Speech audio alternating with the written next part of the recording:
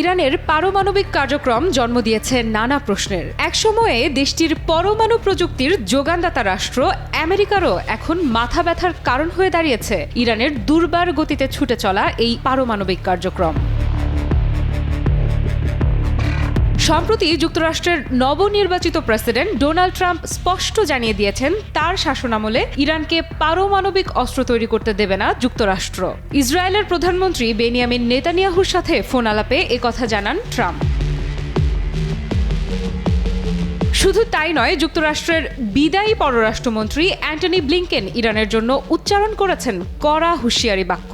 তিনি বলেন, যুক্তরাষ্ট্রের ক্ষমতায় যে দল বা ব্যক্তি থাকুন না কেন, ইরান যাতে পারমাণবিক অস্ত্র না পায় সে বিষয়টি নিশ্চিত করবে ওয়াশিংটন।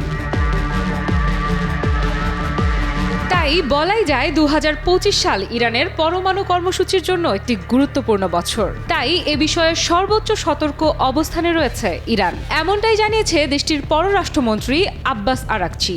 নতুন মার্কিন প্রেসিডেন্ট ডোনাল্ড ট্রাম্প ইরানের সর্বোচ্চ চাপ নীতি পুনরায় বাস্তবায়নের জন্য প্রস্তুত হচ্ছেন বলেও জানান তিনি।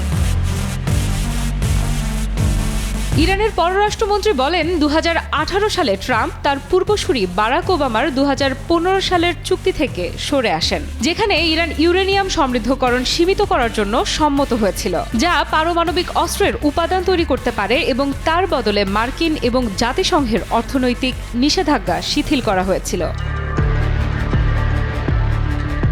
ইরানের নেতাদের প্রধান উদ্বেগ এটাই যে ট্রাম্প ইসরায়েলি প্রধানমন্ত্রী বেনিয়ামিন নেতানিয়াহুকে ইরানের পরমাণু স্থাপনাগুলোতে আক্রমণ করার ক্ষমতা দিতে পারেন।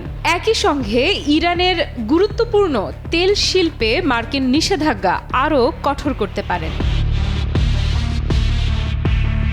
আফরিদা ইফরাত, নিউজ 24।